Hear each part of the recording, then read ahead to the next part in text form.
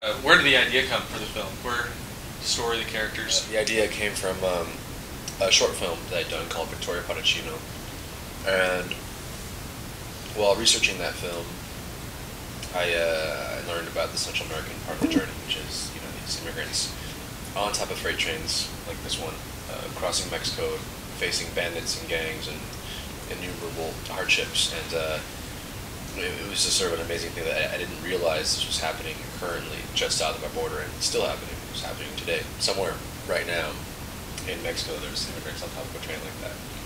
And I just latched onto it, and I thought if there was ever an opportunity to tell it as a feature film, I would. The short film sort of facilitated it, and so here we are, a couple years later, with the feature version of that story. The two leads. What did you go about casting them? They've got a real strong chemistry. They work really well together. Was that a main part in getting the two parts casted, or did it just kind of fall into place?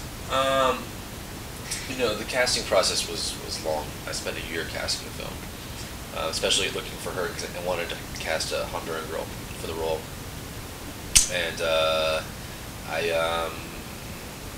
was down there with about 4 or 5 trips to Honduras, and actually while down there I found him. So originally he was written to be Mexican, and I decided to change the script and make him Honduran so that I could cast him, and then end up hiring her in Mexico, and then bringing up a girl from Honduras who I was going to cast as her, and use her to be the dialogue coach for Paulina, so that Paulina had a Honduran girl basically to be there with her all the time. The cinematography is amazing throughout the entire feature. I mean, even on the poster, just the visuals just kind of grab out. Was that important to you while filming, or is that something that just kind of slowly evolved during the editing process? Cinematographer Adriana Goldman and I spent a lot of time sort of discussing the philosophy of the film, which is like this kind of photojournalism style way of covering the film, not necessarily documentary style, more like a one shot, try to make that tell the scene, and then we'd always do coverage with trying to compose each shot to be its own story. Yeah. The makeup is amazing throughout. I mean, just the gang signs and everything. The wounds, all that. How important was the makeup to the visualizing the roles that the people were playing?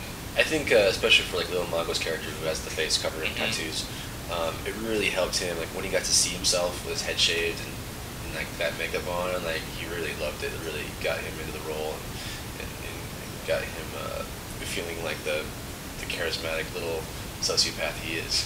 So, but I really love the character Lil Mago, and I feel like in other times he'd be a much nicer, much more calm person. But we catch them, especially this clique, we catch them at a very bad time. In this economy, the king wasn't doing too well. So, he's kind of dealing with stressed out stuff. But he's a great guy. He's supposed to be charismatic. That's why he's the leader. But Tenoch, who plays the role, is very different from him. The goofy guy, sort of clown, very different.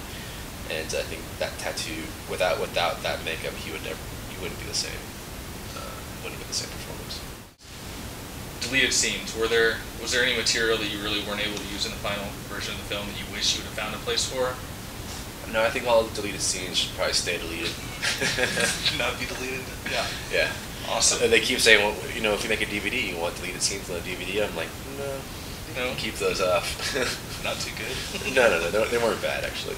But just there's a reason why scenes get deleted. Mm-hmm. Or, when you watch director's cuts of films, sometimes you're like, God, I know why they cut these scenes now. Yeah. It starts all making sense. Yeah. The film obviously has a political message with immigration, which is extremely important to many people, especially here in Texas. Was the overall message in the film meant to be political, or is it really just a story of a boy and a girl? It's just a story of a boy and a girl. There was definitely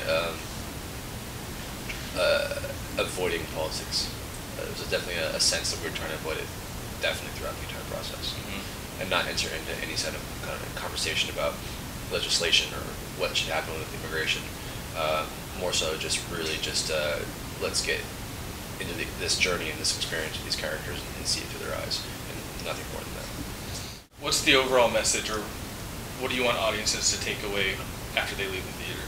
There's no morals in this film, so there's no message per se, but if anyone in the audience, especially who walked into it beforehand, thinking of immigration or gang members as just sort of headlines in the newspaper, and walked out of it with a kind of emotional connection, or having shared in some sort of universal sort of like moment with them, or empathy, then I've done what I wanted to do.